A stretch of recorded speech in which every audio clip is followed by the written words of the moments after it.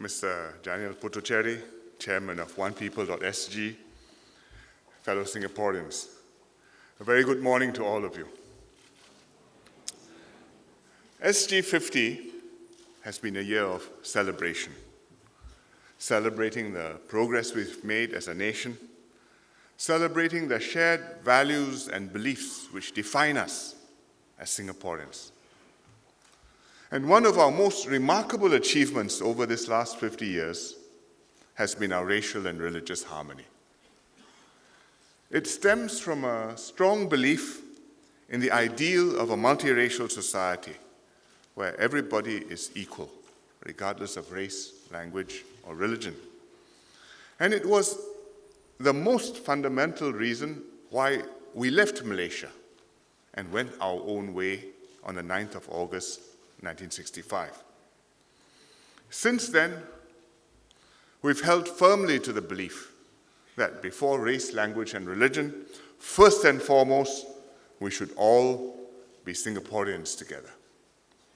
And so we built a fair and just society based on meritocracy, where ability and not your background or the color of your skin determines how well you do, determines what contribution you make and what rewards you get. But what we enjoy today isn't a natural thing. It doesn't just happen and fall from heaven. It was an act of will which we have sustained over many decades. Because our pioneers knew that for us to survive as a nation, we could not be a divided society. And they brought the communities together and extended the common spaces.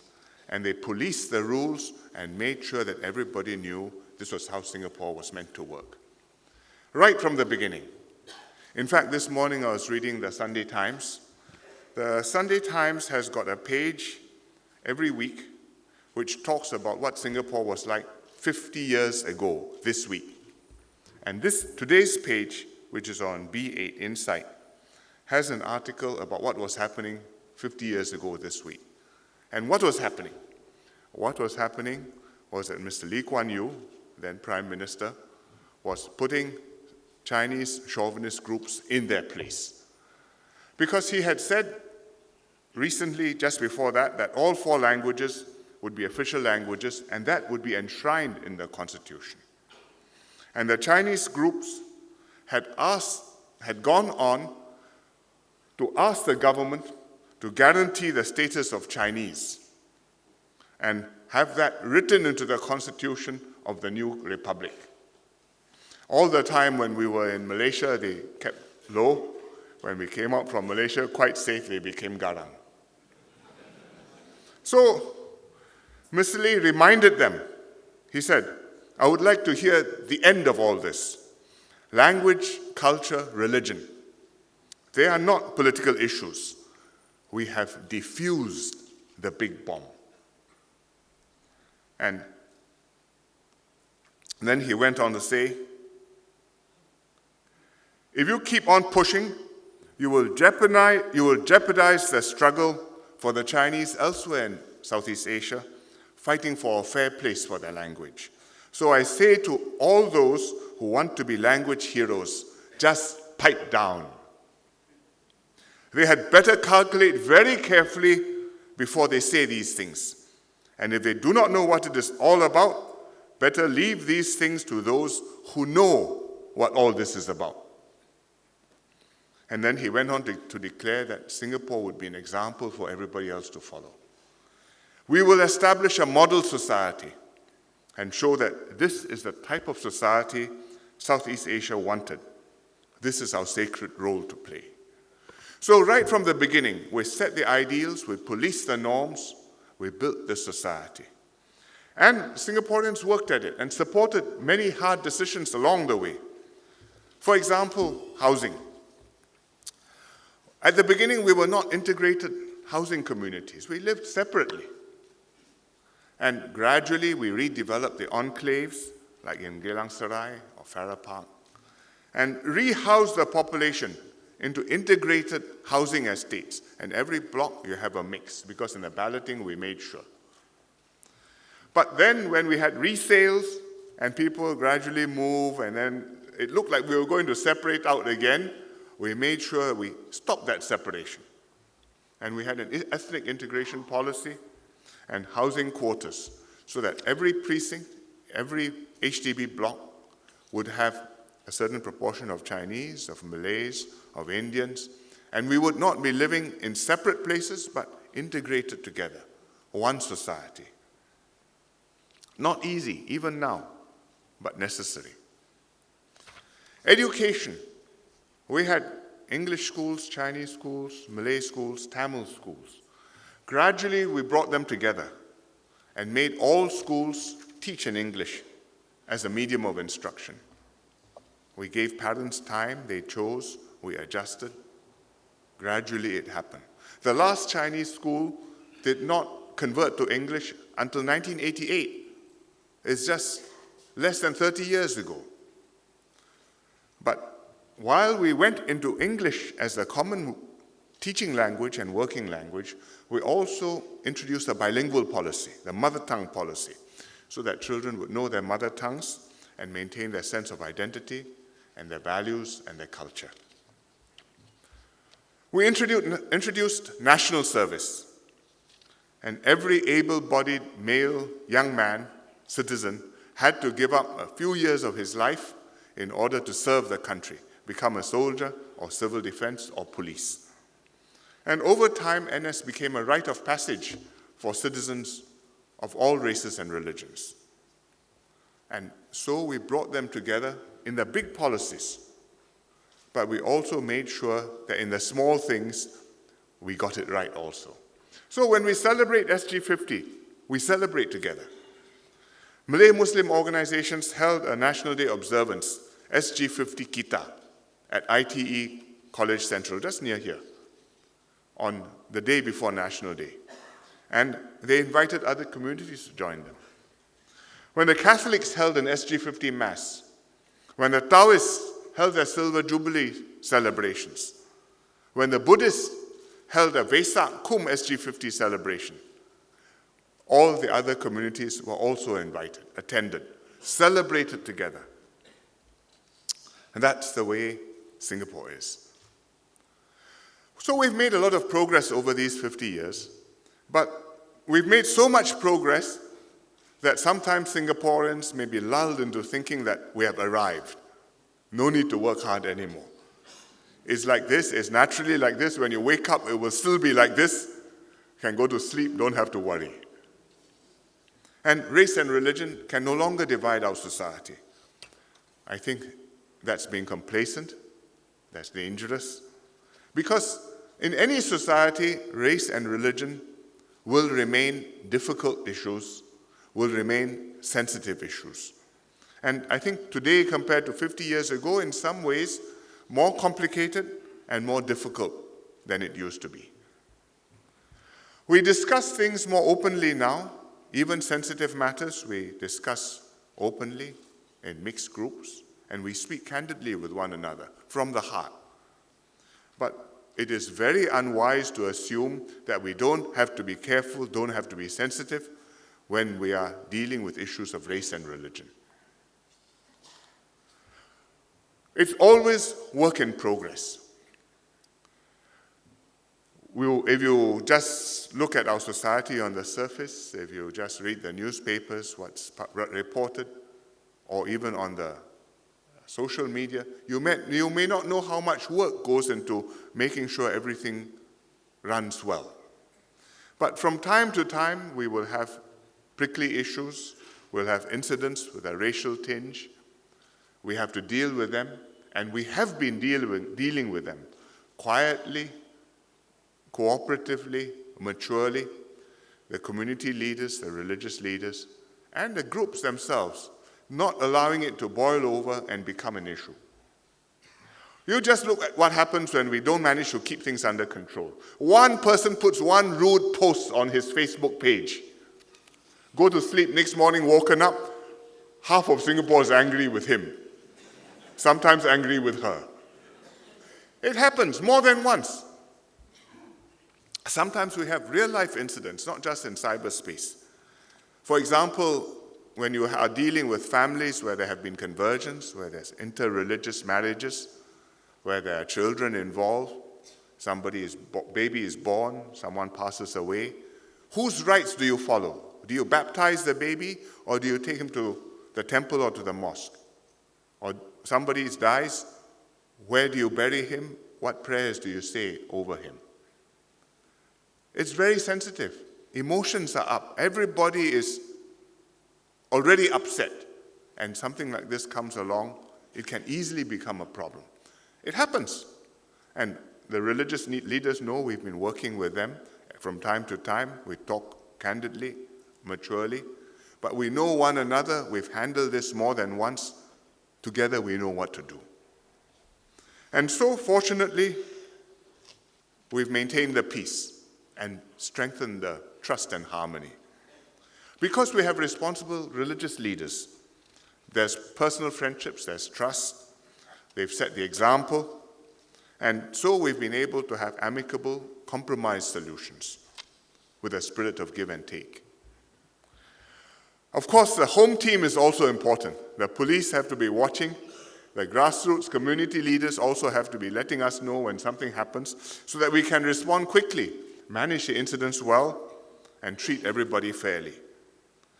We did a study 2 years ago, onepeople.sg, together with IPS, the Institute of Policy Studies. And they found that overwhelmingly, Singaporeans believe that the police treats them fairly, regardless of race or religion. And that is very, very remarkable.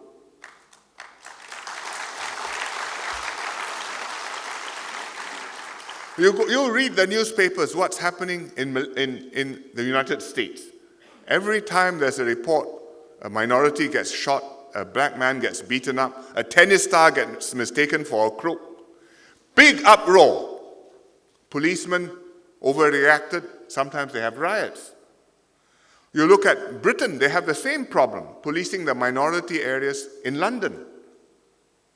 And religion may not be involved, maybe Indian areas, South Asian communities, maybe people from the Caribbean, but they feel that the police are not on their side. You look at Southeast Asia, some of our neighbors, you will know that when you go to the police, you don't know whether you're going to solve the problem or going to look for a problem. Yes. But in Singapore, that all the races all have a high regard for the police. I think that is a remarkable achievement for the police and for our community. So we've got to actively preserve our racial harmony in Singapore and make sure that the next generation of religious leaders, the next generation of Singaporeans also understand this, also can work together, also know how to give and take, where the limits are, how to make sure we live happily together. But one thing which we must realize in Singapore is that we are not just one island by ourselves. The outside world affects us. There are trends, there are developments, there are events, there are threats. Things happen there, consequences in Singapore. ISIS is in Iraq and Syria. It's very far away, but the threat is not just in the Middle East, it's in Southeast Asia. From all over the world, some 30,000 people have gone to fight with ISIS. Nothing to do with ISIS, but they read the propaganda online. Maybe they got friends who persuaded them. But 30,000 people have gone there to fight. More than went to Afghanistan to fight the Russians when the Soviets were there. And quite a number have gone from Southeast Asia. From Indonesia, we know that the Indonesians know that there are 500-600 at least gone to the Middle East. From Malaysia, there are dozens gone to the Middle East. And sometimes not just gone as young men to fight, but sometimes they bring their whole family along to go and live in ISIS territory because they think that that's the ideal state. And they bring their children along. And there are so many of them that they have formed their own battalion in ISIS to fight because they all speak Bahasa together. So they are together as one group, and they're called the Katiba Nusantara, the Malay Archipelago Combat Unit. So if you go and look for these websites, you will find that ISIS has actually posted a recruitment video in Malay or Bahasa, showing the children training with weapons, speaking obviously from Southeast Asia, in ISIS-held territory. And it's a recruitment video. Come and join us. This is how we live together. They are there. Well, it's a problem. They come home. It's a bigger problem. They bring the virus, they bring the know-how, they bring the networks, they bring that radical, crazy ideology. It's big trouble. And I think our neighbors, the Malaysians and the Indonesians, are very worried about this. The Malaysians have arrested 100 of their citizens, more than that, for involvement with ISIS. And quite a number of them have been members of the Malaysian Armed Forces, at least 11, and including 2 commandos in their special forces. Can you imagine? Commandos who trained, who changed their minds that they're fighting for the wrong side, better go and fight down there. And the commandos are based in Pulada, in Johor. So they were arrested, they were charged in Johor. The crimes they are charged with were committed in Mersing. Not very far away, we've all been there. So, it's a very serious matter for the Malaysians. They've had pictures of Malaysians beheading people. They've had, just recently, Berita Harian reported, I think yesterday, or 2 days ago, they've had reports that 3 of the Malaysians at least have been killed in the Middle East. 1 committed a suicide attack, 2 of them killed in battle. So, we are worried. We are worried because it's not just a network there, but also because individuals are getting radicalized, led astray, and then they do bad things. It happens in Malaysia, it happens in Australia, it happens sometimes in Singapore. In Australia, if you've been reading the newspapers, you may have noticed day before yesterday, there was a shooting in Sydney. Man was killed. Police, he was working for the police, he's Hong Kong Chinese. Nothing to do with terrorism. He was shot dead, and then his attacker was killed by the police. Who was his attacker? A 15-year-old boy, Iraqi Kurdish origin, so might have been an immigrant, and went up to him, shot him, killed him. Then the police came, and the police killed this boy. It's mad. Can it happen in Singapore? Maybe. Because when somebody goes wrong like this, we may not know. We've arrested people who have self-radicalized. So far, we've arrested 9 people, detained 9 people who have become self-radicalized like this. It was not from friends, not from networks, not from an underground group, just by themselves. Something went wrong, they went on the internet, they got led astray, they went deeper, they got into trouble. Some wanted to go to the Middle East, we stopped them. One went to the Middle East. He went to Turkey, he wanted to cross the border. When he reached Turkey, the Turkish government, the immigration found him, said, "What are you doing here?" Sent him back to Singapore. We picked him up when he came back to Singapore. So we're trying to put him right. Some were here, and they had plans. They said, "We want to go to the Middle East. If we can't go to the Middle East, then we'll do something here. Organize a group. We'll try and assassinate the president or the PM and strike fear in society in Singapore." So these are very real things which can happen to us. And last month we picked up another couple, 18-year-old boy, 29-year-old boy, 29-year-old young man, and they wanted to go, they wanted to pursue this. They thought it was their religious obligation. They are wrong, but they were dangerous. So we've got to be on our guard. It can happen. It's happening around us. If it comes to Singapore, I think we must be very, very, very careful that we don't let it pull our fabric apart. We cannot rule out that possibility. It can happen. Now, if it happens, what must we do to make sure that we don't destroy our racial harmony? I think we've got to nurture our racial ties and our trust and confidence and build that up now. And that is what we have been doing through the onepeople.sg, through the Steering Committee on Race and Religious Harmony, through the IRCCs, through so many events, including this event today here, when we come together and we talk seriously about the problems, and we try and understand what it is we face, how we must work together. And we create many different opportunities to do this, like harmony games, like doing community work together, getting people to interact with one another so that we know we are friends with one another. Not just understand that we must be friends, but we actually have friends with one another. And we can sit happily together, share a meal, share a joke, and share happy events, or for that matter, unhappy things happen. Well, we are in it together. In principle, I think we've made a lot of progress. I think in practice, we need to do more. For example, the survey which I talked about earlier found that we all subscribe to race and religious harmony. We all understand this. But in practice, if you ask, how many close friends do you have who is from a different race?